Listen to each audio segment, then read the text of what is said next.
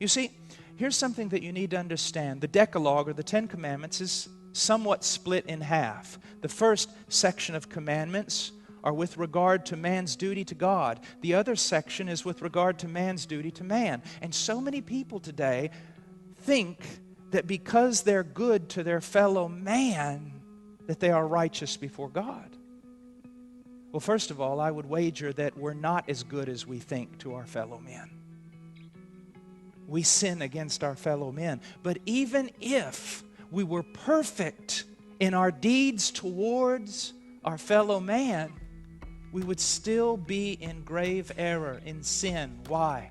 Sin is sin only in relationship to God.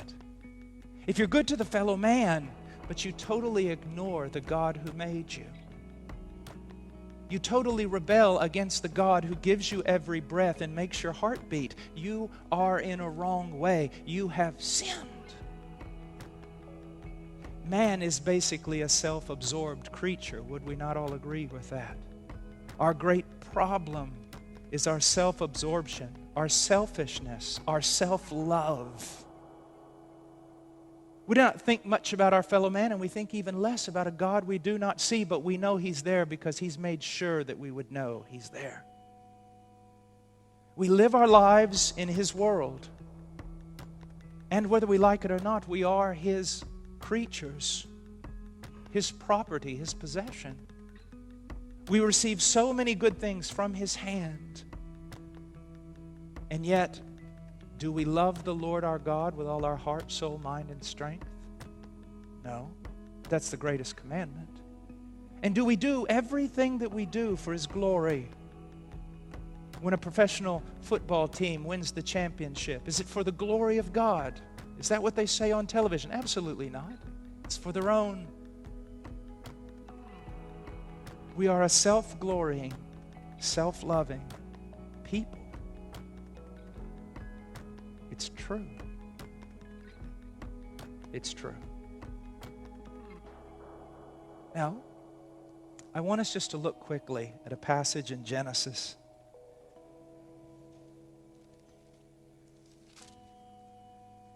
Genesis chapter 6, verse 5. This is prior to the flood and the reason for it. It says in chapter 6, verse 5, "Then the Lord saw the wickedness of man, that it was great on the earth, and that every intent of the thoughts of his heart was only evil continually." You say, oh, they were a wretched lot prior to the flood. Guess what? When they got off the boat, they were still a wretched lot. You say, well, that is not a description of me. Would you like to wager 100 pounds on that? Because if I could take out your heart and put it on a DVD, every thought you've ever had, every deed you've ever done, every word you have ever spoken, and show it here tonight as a film, you would run out of here and you would never show your face here again. As a matter of fact, if some of you saw me getting ready to turn on the switch, you would get out of your seats and tackle me, screaming wildly that the thoughts of your heart not be exposed. That's true. As a matter of fact, some of you thought things about me while I was walking up here that you would be embarrassed to admit. I see who's laughing. Do you see what I'm saying? What God testifies with regard to us is true. Now, we can humble ourselves before the Word of God, or we can stick out our chest and go to ruin. Look in chapter 8, verse 21. This is after the flood. The Lord smelled, verse 21, the Lord smelled the soothing aroma, and the Lord said to himself, I will never again curse the ground on account of man, for the intent of man's heart is evil from his youth. This doesn't just mean from teenage years. It goes even farther back. As a babe, as a child.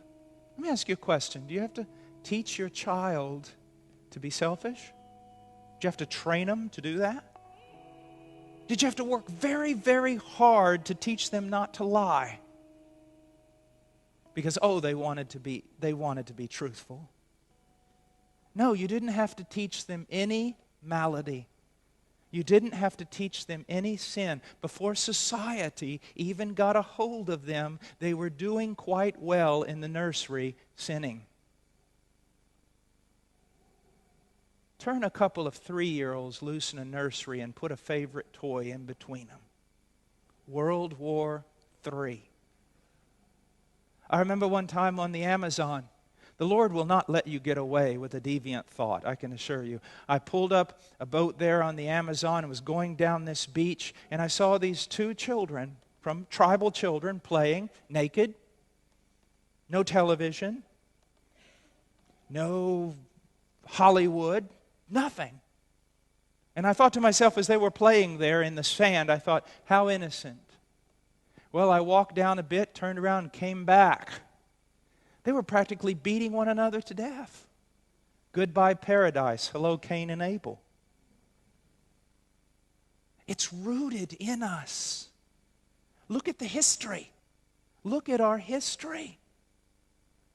Has there ever been peace? One philosopher says, no, there's never been peace. If you don't hear gunshots, it's only because everyone is reloading. It's true. Look at the atrocities. Look what man does to man. I'm an outdoorsman and spend as much time as possible in the woods and in the mountains and the wilderness. I've never seen even bears treat one another like humans treat their own children at times.